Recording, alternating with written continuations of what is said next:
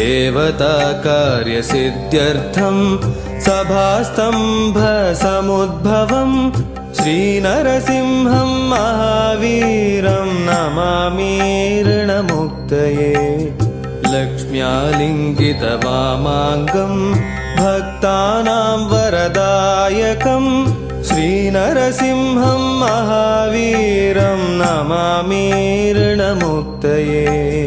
आन्त्रमालाधरं शङ्खं चक्राब्जायुधधारिणं श्रीनरसिंहं महावीरं Namami ऋणमुक्तये।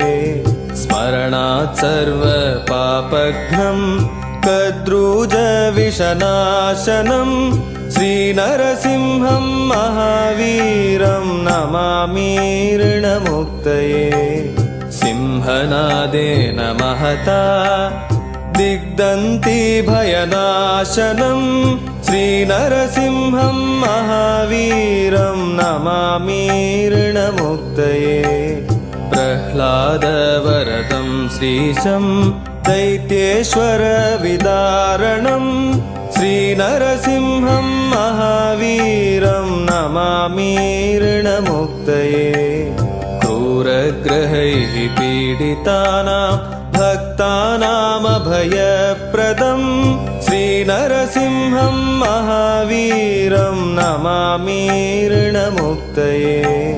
वेदवेदान्तयज्ञेशं ब्रह्मरुद्रादिवन्दितं श्रीनरसिंहं महावीरं Namami ऋणमुक्तये।